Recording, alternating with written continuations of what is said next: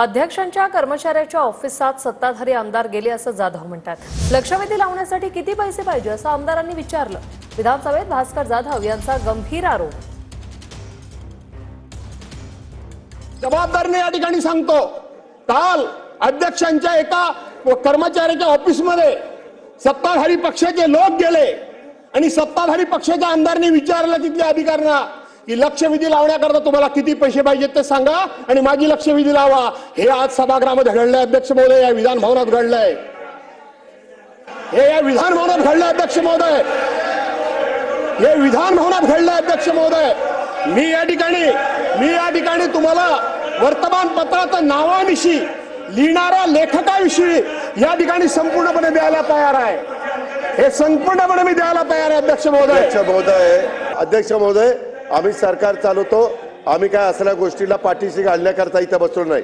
लोकांनी पण त्याच्याकरता आम्हाला निवडून दिलेलं नाही, परंतु आम्ही सभागृहात असताना हे जे काही त्यांनी सांगितलेलं आहे हे अशा पद्धतीने जर बोलायला लागले आणि त्याच्यामध्ये तथ्य आहे का नाही, त्याची चौकशी केली का नाही, त्याचे पुरावे आहे का नाही, जर कोणी दोषी असेल तर त्याला तिथल्या तिथं आपण काढून टाकू कामावर, त्याच्यावर ऍक्शन घेऊ, FIR दाखल करू।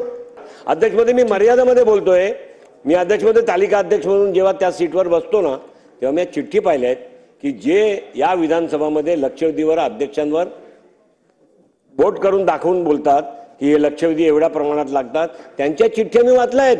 लक्षवेधी घ्या म्हणून त्यांच्या चिठ्ठ्या, नाव घेत नाही मी, म्हणून पण अध्यक्ष महोदय सांगतोय की ते एका बाजूला इकडे असे बोलायचे आणि दुसऱ्या बाजूला चिठ्ठ्या पाठवायचे की आमच्या लक्षवेधी घ्या। माझ्या अपेक्षा या भास्करराव जाधव साहेबांकडनं या फार वेगळ्या आणि मोठ्या आहेत। या सभागृहाचे ते ज्येष्ठ सदस्य आहेत, एका राजकीय पक्षाचे ज्येष्ठ नेते आहेत। त्यांच्या उल्लेखनीय कामगिरीला बघून त्यांचं नाव विरोधी पक्ष नेता करावं म्हणून माझ्याकडे प्रस्तावित केलं गेलं आहे।